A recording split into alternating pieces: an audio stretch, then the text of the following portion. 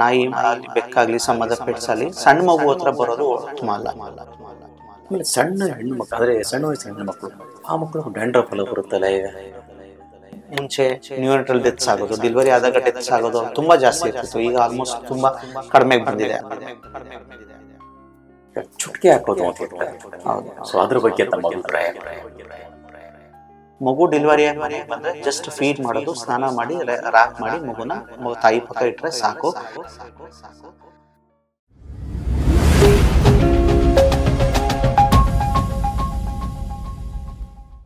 But ಇತ್ತೀಚೆಗೆ ಬಂದು ಮಕ್ಕಳಿಗೂ ಹಾರ್ಟ್ ಅಟ್ಯಾಕ್ ಬರುತ್ತೆ, ಓದ್ತಾ ಇದೀವಿ ನಾವು. ಇದು ಡಿಸ್ಟರ್ಬಿಂಗ್ ಸೈನ್ ಇದು. We are seeing some news ಅಲ್ಲಿ, we are seeing some few kids adolescence ಯಾರಿಗೂ ಹಾರ್ಟ್ ಅಟ್ಯಾಕ್ ಆಯಿತು ಅಂತ. It is a rare.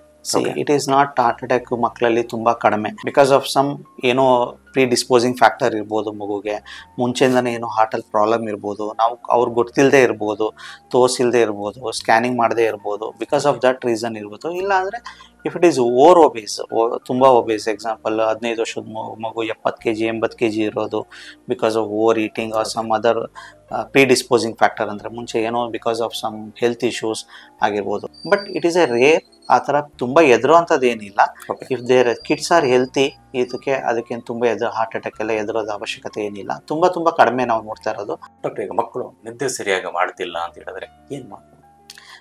ನಿದ್ದೆ ಮಾಡದೇ ಇರೋದಕ್ಕೆ ದೇರ್ ಆರ್ ಸ್ಟ್ರೆಸ್. ಈಗ ತಾನೇ ನಾವು ಮಾತಾಡಿದ್ವಲ್ಲ, ಅದು ಹ್ಯಾಬಿಟ್ಸು. ಮನೇಲಿ ಎಲ್ಲರೂ ಮಲಗಬೇಕು. ಎಕ್ಸಾಂಪಲ್ 9 o'clock ಪೇರೆಂಟ್ಸು ಕೂಡ ಟಿ ವಿ ಆಫ್ ಮಾಡಿ ಅವ್ರ ಕೆಲಸ ಲ್ಯಾಪ್ಟಾಪ್ ಮುಚ್ಚಿ ಮಲಗಿದ್ರೆ, ಎಲ್ಲರೂ ಮಲಗಿದ್ರೆ ಮಗುನೂ ಮಲಗುತ್ತೆ. ನೀನೊಬ್ಬ ಮಲಗು, ನಾವು ಟಿ ವಿ ನೋಡ್ತಾ ಇರ್ತೀವಿ ಅಂದರೆ ಮಗುಗೆ ಇಷ್ಟ ಆಗಲ್ಲ. ಆಮೇಲೆ ಇದು ಹ್ಯಾಬಿಟ್ ಎಲ್ಲರೂ ಮಲಗೋದನ್ನ ಹ್ಯಾಬಿಟ್ ಮಾಡ್ಕೊಳ್ಬೇಕು. ಸೊ ಒಂದು ಹ್ಯಾಬಿಟ್ ಅಂತ ಚಿಕ್ಕದಿಂದನೇ ಬಂದಾಗ, ಎಕ್ಸಾಂಪಲ್ 2-3 yearsಯಿಂದನೇ ಒಂದು ಹ್ಯಾಬಿಟ್ ಬಂದಾಗ ಮಗು ಮಲಗುತ್ತೆ. ಟಿ ವಿ ಕೊಡೋದು, ಮೊಬೈಲ್ ಕೊಡೋದು, ಆಮೇಲೆ ಬೇರೆ ಪೇರೆಂಟ್ಸು ಟಿ ವಿಯಲ್ಲಿ ಇರೋದು, ಇಲ್ಲ ಮನೇಲಿ ಏನೋ ಇದಾಗ್ತಾ ಇರೋದು, ಸ್ಟ್ರೆಸ್ ಫ್ಯಾಕ್ಟರ್ಸ್ ಇರೋದು, ಹಿಂಗಿದ್ದಾಗ ಸ್ಲೀಪು ಸ್ವಲ್ಪ ಮಗುಗೂ ಡಿಸ್ಟರ್ಬ್ ಆಗುತ್ತೆ. ಸೊ ಮನೇಲಿ ಹೆಲ್ತಿ ಎನ್ವಿರಾನ್ಮೆಂಟ್ ಇದ್ದರೆ ಯೂಶ್ವಲಿ ಮಕ್ಕಳು ಮಲಗ್ತಾರೆ. ಅದನ್ನು ಬರೋ ಥರ ನಾವು ಮನೇಲಿ ನೋಡ್ಕೊಳ್ಬೇಕು. ಎಲ್ಲರೂ ಮನೇಲಿ ಒಂದು ಟೈಮಲ್ಲಿ ಊಟ ಮಾಡಿ, ಎಲ್ಲರೂ ಟಿ ವಿ ಮೊಬೈಲ್ ಎಲ್ಲ ಆಫ್ ಮಾಡಿ ಒಂದು ಟೈಮಲ್ಲಿ ಎಲ್ಲರೂ ಮಲಗಿದ್ರೆ ಮಕ್ಕಳು ಡೆಫಿನೆಟಾಗಿ ಮಲಗ್ತಾರೆ. ಅದು ಬಿಗಿನಿಂಗಿಂದನೇ ಬರಬೇಕು. ಫಸ್ಟ್ ಮಗು 1 or 2 yearsಯಿಂದನೇ ವಿ ಶುಡ್ ಪ್ರಾಕ್ಟೀಸ್. ಗಿಡವಾಗಿ ಬಗ್ಗದ್ದು ಮರವಾಗಿ ಬಗ್ಗಿದ್ದೆ ಅಂತ ಹೇಳ್ತಾರೆ. ಗಿಡವಾಗಿ ಮಕ್ಕಳ ಬಗ್ಗೆ ಮಾತಾಡ್ತಾ ಇದ್ದೀವಿ.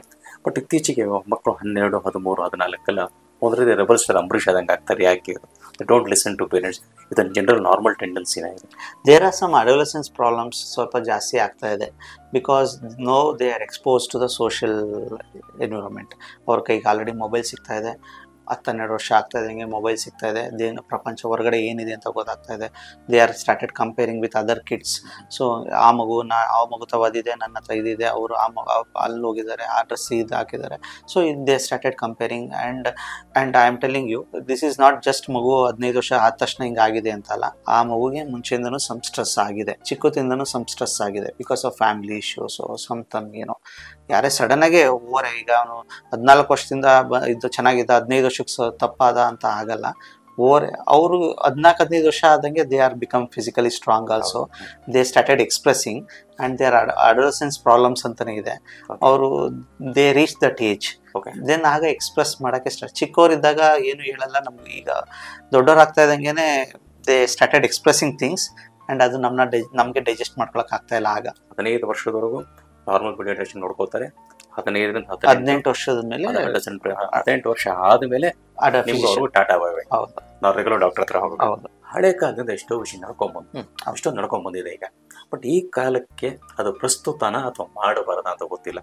ಆ ರೀತಿ ಕೆಲವು ವಿಷಯಗಳು ನೀವು ತಮ್ಮ ಹೇಳಿದ್ರೆ, 40-50 ವರ್ಷದಿಂದ ನಾವೆಲ್ಲ ಹುಟ್ಟಬೇಕಾದ್ರೆ ಡೆಲಿವರಿ ಆದಾಗ ತುಂಬ ಪ್ರಾಕ್ಟೀಸ್ ವಾಸ್ ಡಿಫ್ರೆಂಟ್. ಅಂದರೆ ಎಕ್ಸಾಂಪಲ್ ನಾವೆಲ್ಲ ಮೋಸ್ಟ್ ಆಫ್ ದೆಮ್ ಹಾಸ್ಪಿಟ್ಲಿಗೆ ಹೋಗಿ ಡೆಲಿವರಿನೇ ಆಗಿಲ್ಲ ಅನ್ಸುತ್ತೆ. ಎಲ್ಲ ಮನೆಯಲ್ಲೇ ಡೆಲಿವರಿ ಆಗಿದ್ದು. ಮೋಸ್ಟ್ ಆಫ್ ದೆಮ್ ಪರಿಸ್ಥಿತಿ ಹೈಜಿನಿಕ್ ಆಗಿರಲಿಲ್ಲ. ಎಲ್ಲೋ ಮನೆಯಿಂದ ಡೆಲಿವರಿ ಆಗ್ತಿತ್ತು. ಸೊ ನೆಲದ ಮೇಲೆ ಡೆಲಿವರಿ ಆಗ್ತಿತ್ತು. ಸೊ ದೇವರ್ ಪ್ರಾಕ್ಟೀಸಿಂಗ್ ಮೆನಿ ಥಿಂಗ್ಸ್. ಆಗ ಪ್ರಿಕಾಷನರಿ ಆಗಿ ಏನೇನೋ ಮಾಡ್ತಿದ್ರು. ಸೊ ಈಗ ಮೋಸ್ಟ್ ಆಫ್ ದಮ್ ಆಲ್ಮೋಸ್ಟ್ ಎಲ್ಲ ಹಾಸ್ಪಿಟಲಲ್ಲಿ ಡೆಲಿವರಿ ಆಗುತ್ತೆ, ಹೈಜಿನಿಕ್ ಆಗಿರುತ್ತೆ. ಇನ್ಫೆಕ್ಷನ್ಸ್ ರೇಟ್ಸ್ ತುಂಬ ಕಡಿಮೆ. ಆಮೇಲೆ ಮುಂಚೆ ನ್ಯೂನೆಟಲ್ ಡೆತ್ಸ್ ಆಗೋದು, ಡೆಲಿವರಿ ಆದಾಗ ಡೆತ್ಸ್ ಆಗೋದು ತುಂಬ ಜಾಸ್ತಿ ಇರ್ತಿತ್ತು. ಈಗ ಆಲ್ಮೋಸ್ಟ್ ತುಂಬ ಕಡಿಮೆಗೆ ಬಂದಿದೆ. ಅದೆಲ್ಲ there is a development. So ಹಂಗಾಗಿ ಪ್ರಾಕ್ಟೀಸಸ್ಸು ಚೇಂಜ್ ಮಾಡಬೇಕಾಗುತ್ತೆ. ನಾವು ಆಗ ಏನು ಪ್ರಾಕ್ಟೀಸ್ ಮಾಡ್ತಾ ಇದ್ದೀವಿ ಅದನ್ನೇ ಈಗಲೂ ಮಾಡೋಕ್ಕಾಗಲ್ಲ. ಎಕ್ಸಾಂಪಲ್ ಆವಾಗ ಸಾಂಬ್ರಾಣಿ ಹಾಕೋದು, ಇಲ್ಲ ಹೊರಗಡೆ ಧೂಪ ಹಾಕೋದು, ಶಾಖ ಕೊಡೋದು, ಏನೇನೋ ಪರಿಸ್ಥಿತಿ ಇತ್ತು. ಯಾಕಂದರೆ ಆವತ್ತಿನ ಪರಿಸ್ಥಿತಿ ಆಗಿತ್ತು.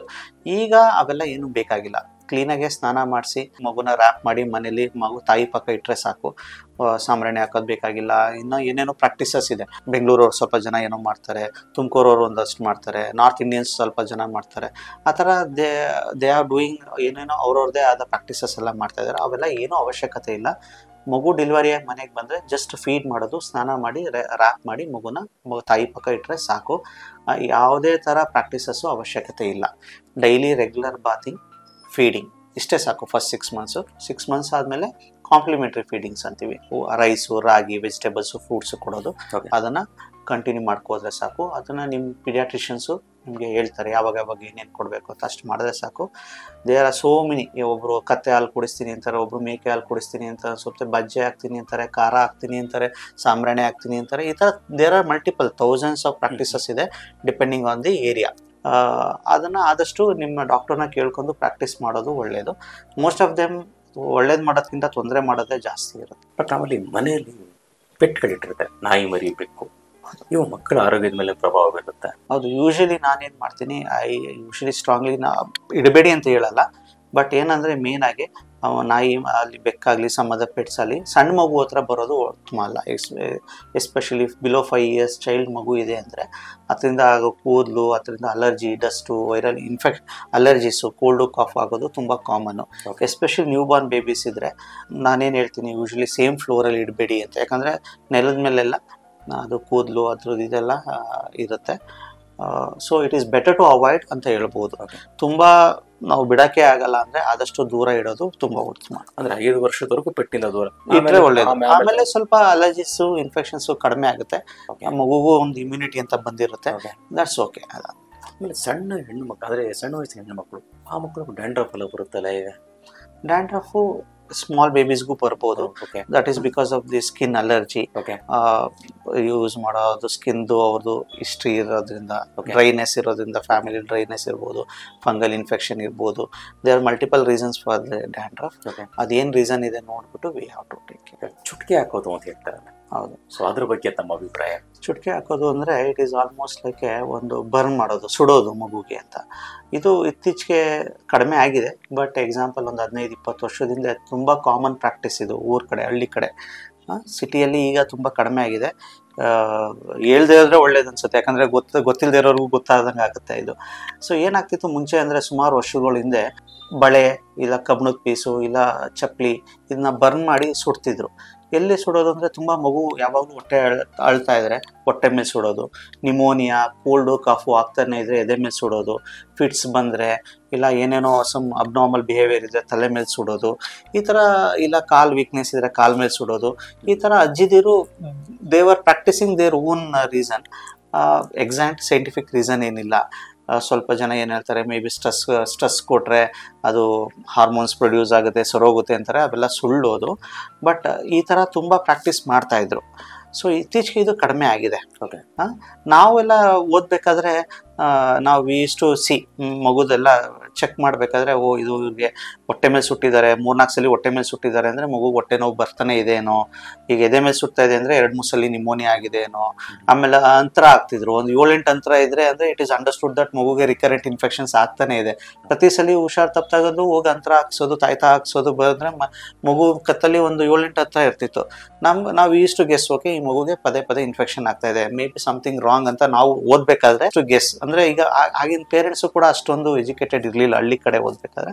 So use to guess things. But ಈಗಿನ ಪರಿಸ್ಥಿತಿ ನಮ್ಮ ಸಿಟಿಲಿ ಅಷ್ಟೊಂದು ಇಲ್ಲ. ಈಗ ಮಕ್ಕಳಿಗೆ ಹುಟ್ಟಿದಾಗಿಂದ ವ್ಯಾಕ್ಸಿನೇಷನ್ ಸ್ಟಾರ್ಟ್ ಆಗುತ್ತೆ.